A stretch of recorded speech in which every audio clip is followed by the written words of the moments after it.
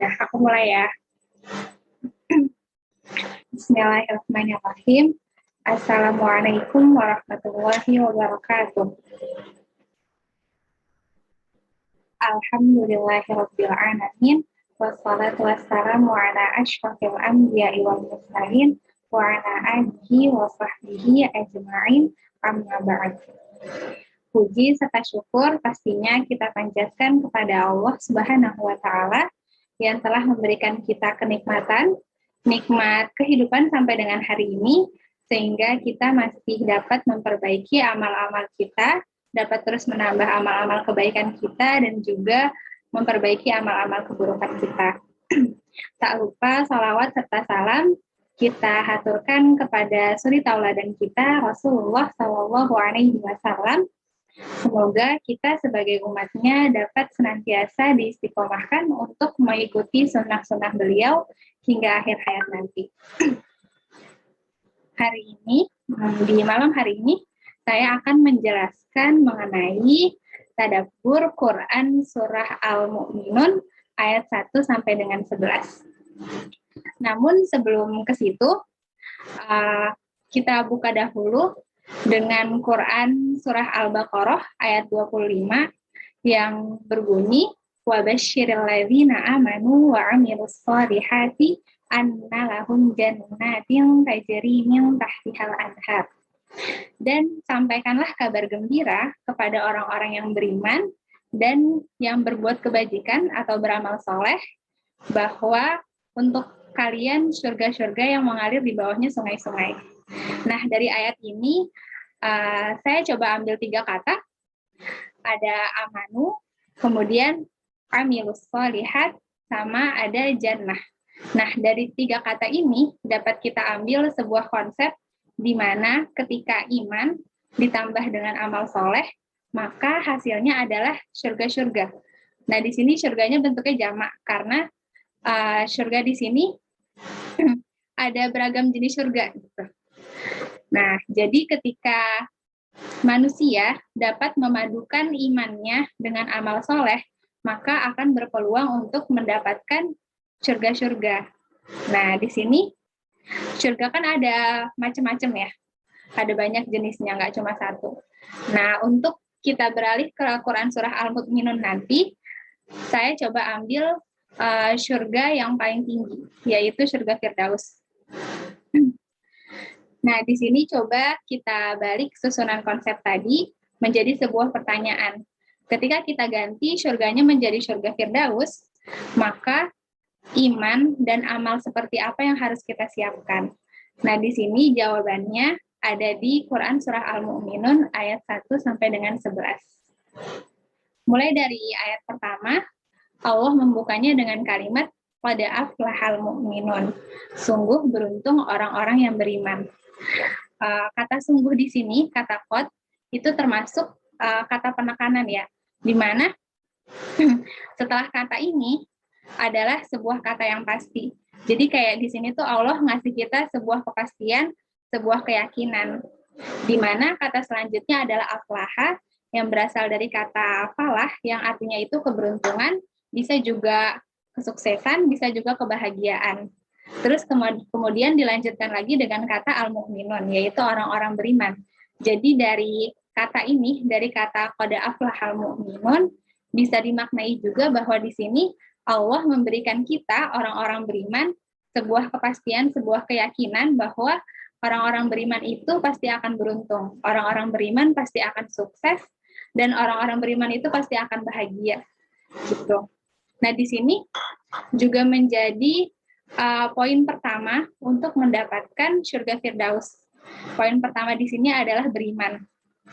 Dan di sini bukan sekadar beriman doang, tapi beriman yang ada komitmen di sana. Jadi nggak cuma percaya aja, tapi di kepercayaan itu ada sebuah komitmen. Gitu. Nah, di sini karena Allah memberikan sebuah kepastian kepada orang-orang beriman bahwa mereka akan bahagia, mereka akan sukses, maka ketika ada orang beriman yang merasa kurang beruntung atau merasa kurang sukses atau merasa kurang bahagia, maka di situ patut dipertanyakan keimanannya. maka di situ perlu ada yang diperbaiki dari keimanannya. Nah, di sini Allah memberikan solusinya. Allah memberikan cara-cara untuk memperbaiki keimanan tersebut di ayat-ayat berikutnya. Gitu. Nah, kita langsung beralih ke ayat berikutnya, yaitu ayat kedua. Alladzina hum fi shalatihim khashi'un. Nah, di sini menjadi poin kedua untuk mendapatkan surga Firdaus, sekaligus menjadi solusi yang pertama untuk memperbaiki keimanan kita, yaitu orang yang khusyuk dalam salatnya. Gitu. Kemudian poin yang selanjutnya, poin yang ketiga, ada di ayat ketiga juga. Walladzina hum 'anil lagwi mu'ridun, yaitu orang yang menjauhkan diri dari perbuatan dan perkataan yang sia-sia, yang tidak berguna. Jadi orang-orang yang menjaga waktunya untuk hal-hal yang bermanfaat saja, menjauhkan diri dari hal-hal yang sia-sia. Itu poin yang ketiga. Kemudian lanjut ke poin yang keempat, ada di ayat keempat juga. Walladzina hum lizzakati fa'ilun, yaitu orang-orang yang menunaikan zakat. Orang-orang yang mampu untuk berzakat, atau orang-orang yang bahkan mengumpulkan hartanya untuk berzakat, mengumpulkan hartanya untuk berbagi kepada orang lain. Kemudian lanjut ke poin berikutnya, poin yang kelima. Ada di ayat kelima juga, walladzina hum li furujihim hafizun, yaitu orang-orang yang menjaga kemaluannya atau orang-orang yang menjaga kehormatan dirinya. Nah, di ayat ini dijelaskan lebih detail lagi. Jadi khusus untuk ayat ini, Allah menjelaskan lebih detail lagi di ayat ke-6 dan ke-7. Ayat ke-6-nya itu berbunyi, illa ala azwajihim aw ma malakat aymanuhum fa innahum ghairu malumin. Kecuali terhadap istri-istri mereka atau pasangan-pasangan mereka atau hamba sahaya yang mereka miliki. Maka sesungguhnya mereka tidak tercela. Jadi maksudnya adalah dari poin kelima tadi, orang-orang yang menjaga kemaluannya, tapi kecuali untuk pasangan-pasangan mereka atau hamba sahaya yang mereka miliki, dan mereka tidak tercela di situ. Gitu. Terus kemudian di ayat ketujuhnya Allah mengatakan, famani betagha wara'a dzalika faulaika humul 'adun. Tetapi barang siapa mencari di balik itu, maka mereka itulah orang-orang yang melampaui batas. Jadi di ayat ke-7 ini merupakan peringatan bagi orang-orang yang melanggar poin kelima tadi, bagi orang-orang yang tidak menjaga kehormatan diri mereka, bagi orang-orang yang mencari kemaksiatan di balik itu, bagi orang-orang yang contohnya seperti berzina dan semacamnya, begitu. Nah, orang-orang yang seperti itu Allah golongkan menjadi orang-orang yang melampaui batas. Begitu. Nah, sekarang kita lanjut lagi ke amalan-amalan untuk mendapatkan surga Firdaus tadi, dan juga untuk memperbaiki keimanan kita. Kita lanjut ke poin ke-6. Nah, di sini tercantum di ayat ke-8, walladzina hum li amanatihim wa ahdihim ra'un. Dan orang-orang yang memelihara amanat-amanat mereka dan janji-janji mereka. Jadi maksudnya di sini adalah orang-orang yang menjaga amanah mereka dan janji mereka. Gitu. Terus kemudian selanjutnya poin berikutnya yaitu poin yang ke-7 sekaligus poin yang terakhir, yaitu walladzina hum 'ala shalatihim yuhafizun. Serta orang-orang yang memelihara sholatnya.